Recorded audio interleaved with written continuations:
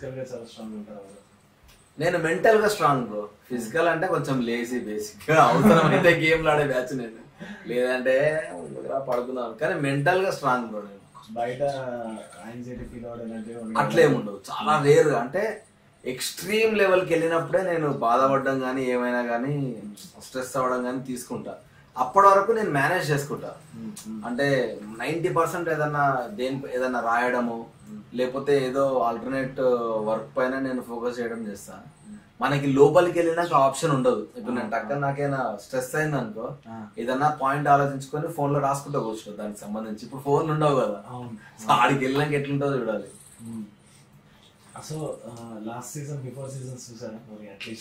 చూసిన bro, almost అన్ని season చూసిన. అందరు అంటారు కదా టాక్టిక్స్ ఏమో అనుకుని వెళ్తున్నారు, ప్లాన్ వేసుకుని వెళ్తారు, ఇది నిజంగా అంటున్నారు మీరు? నేను హానెస్ట్లీ నేను ఇప్పుడు ఎట్లున్నానో అట్లనే ఉందామని ఫిక్స్ అయినా బ్రో. అంటే నేను 100% కప్పు కొట్టాలన్న కసితోటే పోతున్నా. కానీ ఒకటి ఏంటంటే, బిగ్ బాస్ కోసం క్యారెక్టర్ మార్చుకొని మాత్రం గెలవకూడదు. మన క్యారెక్టర్ ఇట్లే ఉండి మనం గెలిస్తే దానికి ఒక వర్త్ ఉంటుంది అనేది నా ఫీలింగ్.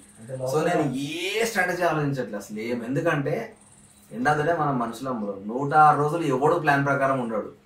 ఈ ముందు పోయే 10-15 రోజులు కూడా ఎందుకు ప్లాన్ వేసుకొని పోవడం? ఎందుకంటే ఆడ ఎవడు ఏ మైండ్ సెట్ తోడు వస్తుందో తెలియదు.